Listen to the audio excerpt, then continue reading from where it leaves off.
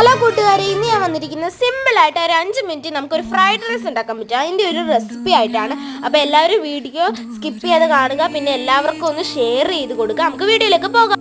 ആദ്യം വെള്ളം തിളപ്പിച്ച് കഴുകി അരിയിടുക. എണ്ണ ഉപ്പ് ഇട്ട് വേവിച്ച് ഊറ്റുക.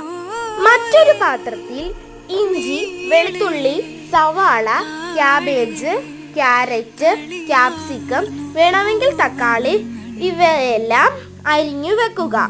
പാനിലേക്ക് മുട്ട, കുരുമുളക്, ഉപ്പ് ഇട്ട് സ്ക്രാമ്പിൾ ചെയ്യുക. സ്ക്രാമ്പിൾ ചെയ്ത മുട്ടയിലേക്ക് പച്ചക്കറികളെല്ലാം ആഡ് ചെയ്ത് കൊടുക്കുക. Soya sauce, tomato sauce, chilli sauce ചേർത്ത് ഇളക്കി റൈസ് ചേർത്ത് ആവശ്യമെങ്കിൽ ഉപ്പോ അല്പം കുരുമുളക് പൊടിയോ ചേർക്കുക. നമ്മുടെ സ്വാദിഷ്ടകരവും രുചികരവുമായ ഫ്രൈഡ് റൈസ് ഇവിടെ റെഡി. അപ്പോൾ എല്ലാവരും ഒന്ന് ഷെയർ ചെയ്യുക എല്ലായിടത്തേക്കും. അപ്പോൾ ടാറ്റാ ബൈ, സീ യു.